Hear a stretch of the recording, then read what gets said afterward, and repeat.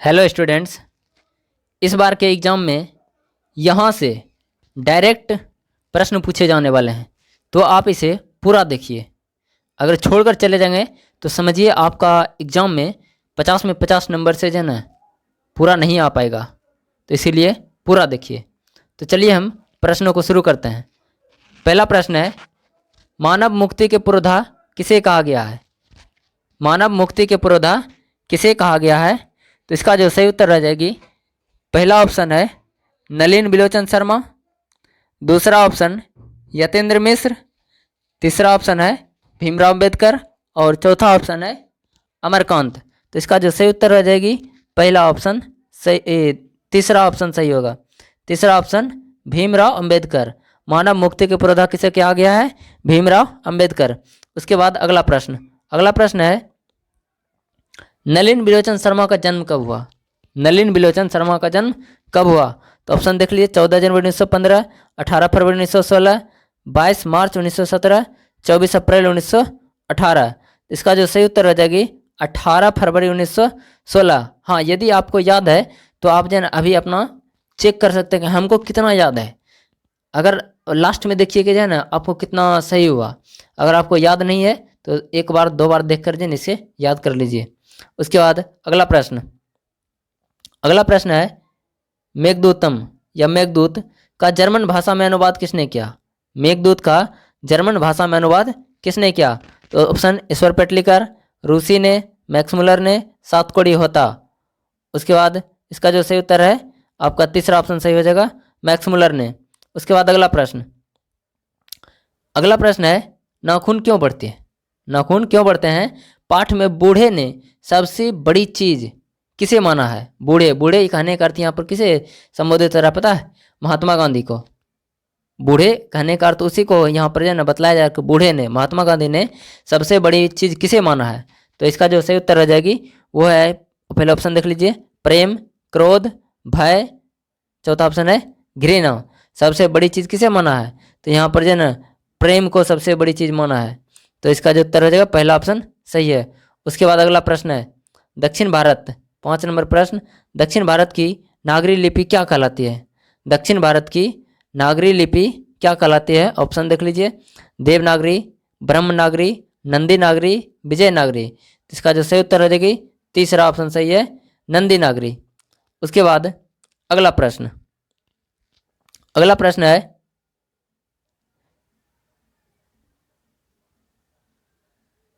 बहादुर शीर्षक कहानी में किशोर कौन था? बहादुर शीर्षक कहानी में किशोर कौन था? पहला ऑप्शन लेखक का पुत्र, लेखक के साले का पुत्र, लेखक के भाई का पुत्र और लेखक का चचेरा भाई। तो इसका जो सही उत्तर देगी पहला ऑप्शन सही, लेखक का पुत्र था किशोर। हाँ, और ये बहादुर कहानी के लेखक कौन है? तो याद आपको रखना है अमरकांत। अमरकांत बहादुर कहानी के लेखक कौन है? अमरकांत। और यदि पूछे अमरकांत की पत्नी का नाम क्या है? तो अमरकांत या लेखक की पत्नी का नाम क्या है? तो याद रखना है निर्मला। और इसमें एक ये बहादुर लड़का पूछा जा सकता है, बहादुर कहाँ से भाग कर आया था? तो बोलना है नेपाल से, अपने घर से भाग कर आया था, नेपाल में उसका घर था। उसके बाद अगला प्रश्न है, लेखक रामविलास शर्मा के गांव का नाम क्या था? लेखक रामविलास शर्मा के गांव का नाम क्या था? तो लेखक रामविलास शर्मा ने आपके जो पुस्तक है हिंदी के, उसमें कौन सा कहानी या निबंध लिखा है? तो याद रखिएगा, परंपरा का मूल्यांकन। परंपरा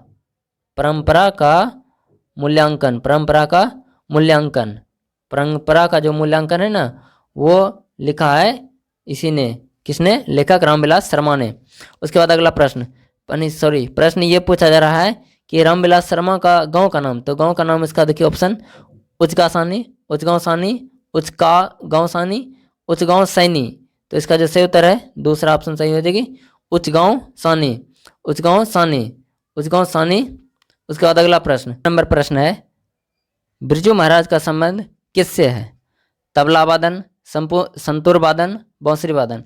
देखिए बिरजू महाराज जो ना थोड़ा मोड़ा इनको जो ना बजा लिया करते थे, लेकिन इसका जो मुख्य क्या बोलते हैं पेशा, या तो बोल सकते हैं मुख्य उसका जो पसंदीदा था वो था उसका नृत्य। और वो डांस क्या करते थे जो कि कौन सा डांस किया, कथक डांस किया करते, कथक कथक कथक डांस किया करते थे। इसीलिए इसका जो सही उत्तर हो जाएगा चौथा ऑप्शन, इनमें से कोई नहीं। उसके बाद अगला प्रश्न है, 9 नंबर प्रश्न है, रोन नदी, रोन नदी के किनारे बसे शहर का नाम क्या है? रोन नदी के किनारे बसे शहर का नाम क्या है? तो ऑप्शन लंदन, लाहौर, आबन्यू, लखनऊ। तो इसका जो सही उत्तर हो जाएगी वो है आपका आबन्यू। आबन्यू कहाँ है? तो दक्षिण फ्रांस में। याद रखना किस देश में है? दक्षिण फ्रांस में। उसके बाद अगला प्रश्न, अगला प्रश्न है, संतु, संतु अचानक क्या लेकर भाग गया? संतु, ये आपको जो कहानी है ये मछली कहानी का है, और मछली कहानी के लेखक विनोद कुमार शुक्ल हैं। और पूछ रहा है यहाँ पर संतु अचानक क्या लेकर भाग गया? ऑप्शन देखिए, मछली, खिलौना, रुमाल, घड़ी। तो इसका जो सही उत्तर है पहला ऑप्शन सही है, मछली लेकर भागा था संतु। उस 11 नंबर प्रश्न, बिस्मिल्लाह खान के पिता का क्या नाम था? ऑप्शन सलार हुसैन खान, पैगंबर बख्श खां, अली बख्श खां, सादिक हुसैन। तो इसका जो सही उत्तर है दूसरा ऑप्शन सही है, पैगंबर बख्श खां। उसके बाद अगला प्रश्न, अगला प्रश्न है, शेक्सपियर, शेक्सपियर किस भाषा के कवि हैं? पहला ऑप्शन जर्मन, दूसरा संस्कृत, तीसरा ग्रीक और चौथा अंग्रेजी। इसका जो सही है शेक्सपियर जो है अंग्रेजी भाषा के थे कवि। उसके बाद अगला प्रश्न,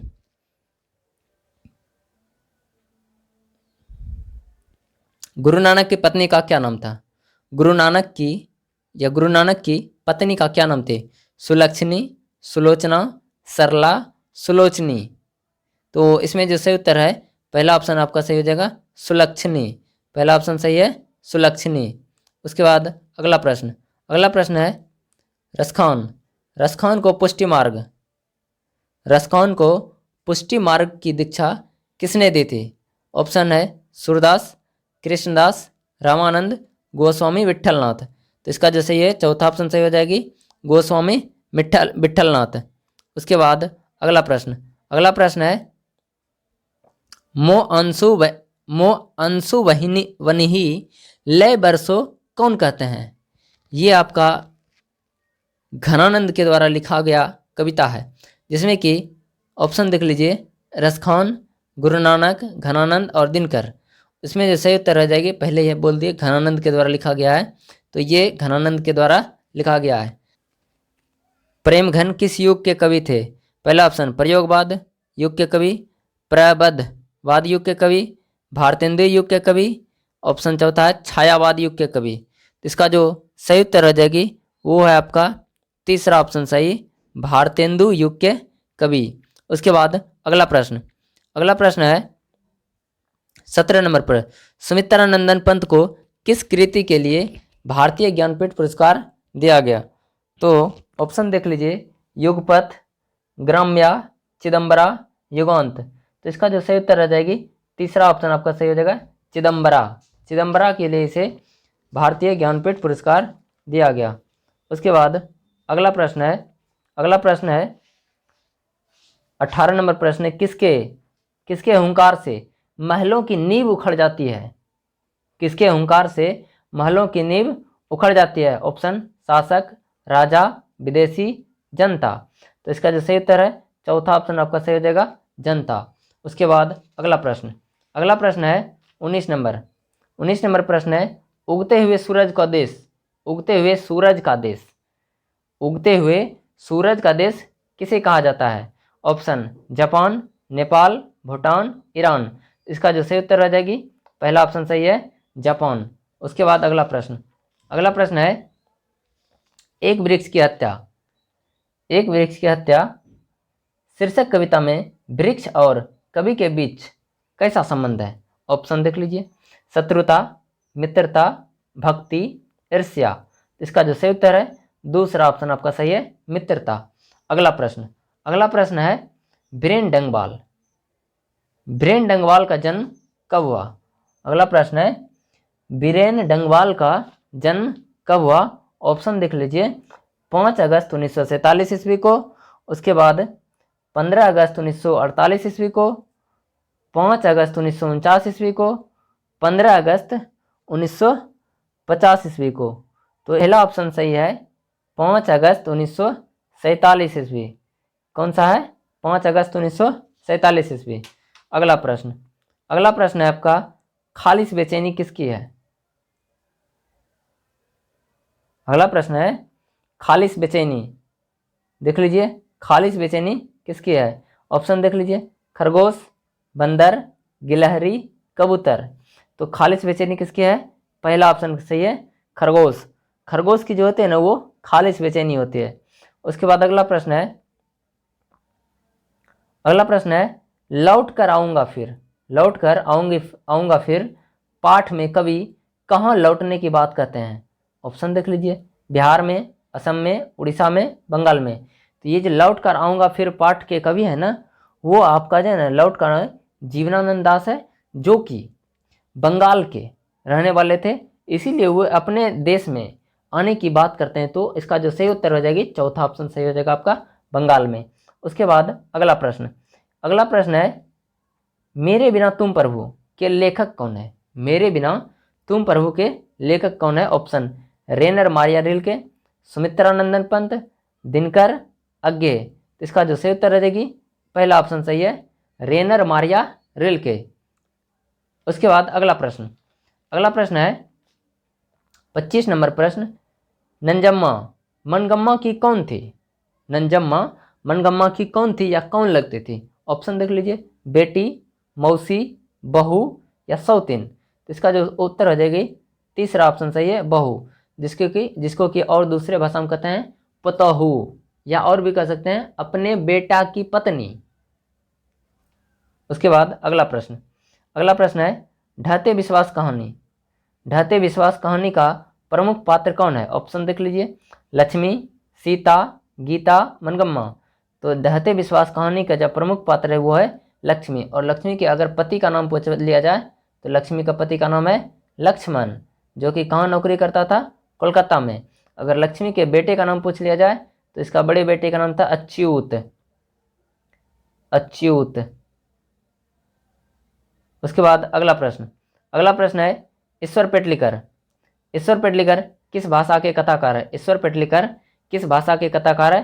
पहला ऑप्शन मलयालम, और दूसरा मराठी, तीसरा गुजराती, और चौथा जो ऑप्शन है वो आपका है भोजपुरी। तो इसका जो सही उत्तर हो जाएगी वो है आपका तीसरा ऑप्शन सही, गुजराती। उसके बाद अगला प्रश्न है पापत्ती की उम्र क्या थी? ऑप्शन 10 वर्ष, 11 वर्ष, 12 वर्ष, 14 वर्ष। तो इसका जो सही उत्तर हो जाएगी वो है तीसरा ऑप्शन आपका सही है, 12 वर्ष। पापत्ती किसकी बेटी थी? वल्ली अम्माल। याद रखना आपको, किसकी बेटी थी? वल्ली अम्माल की बेटी थी पापत्ती। और अगर ये पूछा जाए पापत्ती को कौन सा रोग हुआ था, तो मेनिंजाइटिस रोग हुआ था। और ये भी पूछ सकता है जिस समय उसे हॉस्पिटल लाया गया था उसे कौन सी बीमारी थी, तो उत्तर देना है तेज बुखार। उसके बाद अगला प्रश्न है धरती कब तक घूमेगी कहानी किस लेखक द्वारा अनुदित या किसने लिखा है? पहला ऑप्शन गोपाल दास नागर, दूसरा ऑप्शन सावरदैया, तीसरा ऑप्शन के जमुना, चौथा ऑप्शन राजेंद्र प्रसाद मिश्र। इसका जो सही उत्तर है दूसरा ऑप्शन सही हो जाएगी, सावरदैया। धरती कब तक घूमेगी, सावरदैया। उसके बाद अगला प्रश्न है आपका 30 नंबर, दो का जो उच्चारण स्थान है वो कहाँ से होता है? तो पहला ऑप्शन कंठ, दूसरा तालु, तीसरा ऑप्शन दंत, और चौथा ऑप्शन मूर्धा। तो थो, दो, धो, नो, ये पूरे के पूरे पांचों वर्ण जो है ना दंत से जो है ना उच्चारण स्थान है, इसीलिए दो का जो उच्चारण स्थान होगा दंत से होगा। तीसरा ऑप्शन इसका सही है।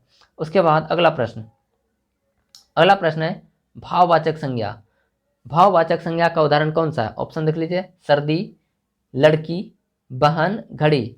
भाववाचक कहते किसको, पहले ये समझ लीजिए।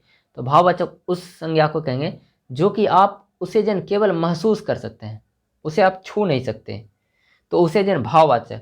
तो सर्दी को आप केवल जन महसूस करते हैं, छू नहीं सकते। हाँ, ये कहें भैया छू सकते हैं, या सर जी छू सकते हैं, कैसे? अरे नाक छूते हैं और उससे निकलता है आपका नेटा। सर्दी को आप केवल महसूस करते हैं। ठीक। अगला प्रश्न है वचन के कितने भेद हैं? ऑप्शन देखिए दिया गया है 2, 3, 4, 5। तो वचन हिंदी के अनुसार जो है ना एक वचन और बहुवचन होते हैं। तो यहाँ पर ऑप्शन जो सही हो जाएगी वो पहला ऑप्शन सही हो जाएगा 2, एक वचन और बहुवचन। उसके बाद अगला प्रश्न है इज्जत। इज्जत कौन सा शब्द लिंग है? ऑप्शन देख लीजिए, स्त्रीलिंग, पुल्लिंग, उभयलिंग, इनमें से कोई नहीं। तो इसका जो सही उत्तर हो जाएगी, इज्जत जो शब्द होती है ना वो होती है स्त्रीलिंग। पहला ऑप्शन सही है स्त्रीलिंग। उसके बाद अगला प्रश्न है तुम क्या खा रहे हो? तुम क्या खा रहे हो? तुम क्या खा रहे हो? रेखांकित शब्द, देखिए इसमें रेखांकित किया गया है। रेखांकित शब्द कौन सा सर्वनाम है? सर्वनाम। तो देख लीजिए ऑप्शन, और निश्चयवाचक, प्रश्नवाचक, संबंधवाचक, निश्चयवाचक। तो इसका जो उत्तर हो जाएगी दूसरा ऑप्शन सही हो जाएगा, प्रश्नवाचक। उसके बाद अगला प्रश्न है विशेषण। विशेषण के मुख्यतः कितने भेद हैं? विशेषण के मुख्यतः कितने भेद हैं? ऑप्शन देख लीजिए, 4, 3, 5, 2। तो सही उत्तर हो जाएगा इसका पहला ऑप्शन आपका सही है, 4। उसके बाद अगला प्रश्न है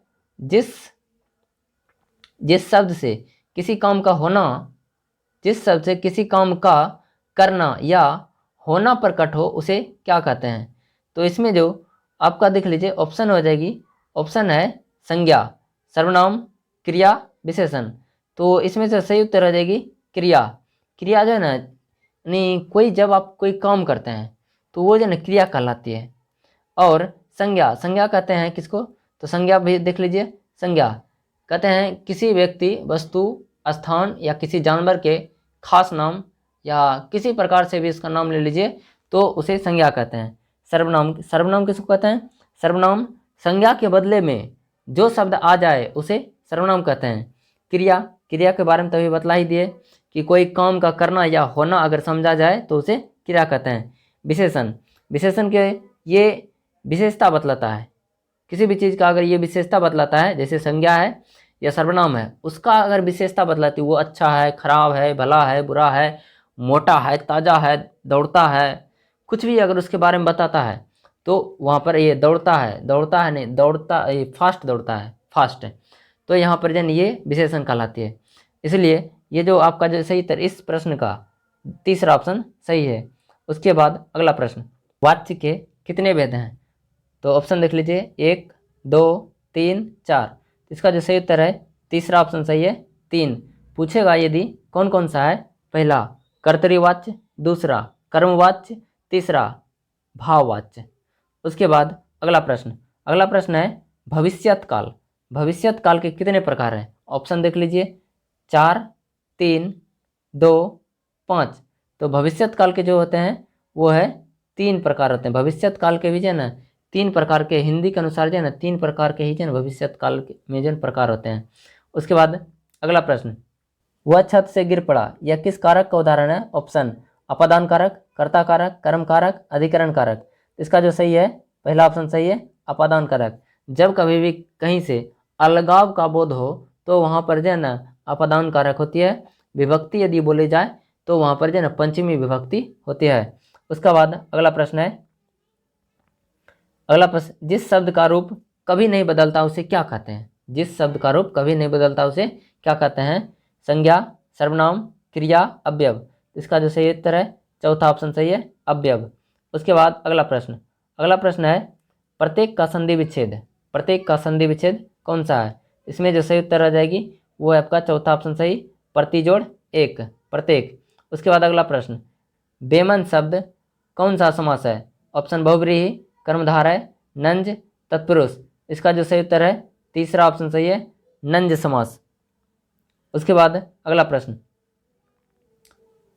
है सरस्वती का पर्यायवाची शब्द कौन सा है? ऑप्शन शारदा। ऐसे यही सही है, पहला ऑप्शन ही सही है। उसके बाद अगला प्रश्न, सभ्य का विलोम शब्द कहने का अर्थ उल्टा शब्द, तो इसका जो सही उत्तर हो जाएगी दूसरा ऑप्शन सही है, ओ सभ्य। उसके बाद अगला प्रश्न है 44 नंबर प्रश्न में है लापरवाह में कौन सा उपसर्ग है? इसका जो सही उत्तर हो जाएगी तीसरा ऑप्शन सही, ला।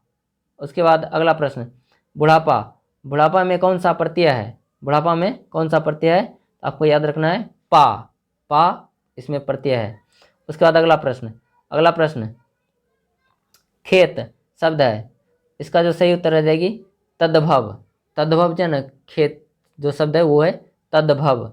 उसके बाद अगला प्रश्न है निम्नलिखित में कौन सा शब्द शुद्ध है। इसमें आपने शब्द को खोजना है। देख लीजिए कौन सा शब्द सही है, तो आपका पहला ऑप्शन सही है देवनागरी। हाँ, अभी हम प्रश्नों की संख्या 60 होने के कारण जल्दी जल्दी इसको हम जो है ना आपको बता दे रहे हैं। लेकिन हाँ, केवल आपके लिए अगला जो क्लास होगा ना वो उसमें जो है हम जो केवल व्याकरण का पार्ट लाएंगे, जिसमें आपको बारीकी से बताएंगे। अभी जल्दी जल्दी इसको जो है ना पढ़ लीजिए। उसके बाद अगला प्रश्न है 49 नंबर प्रश्न।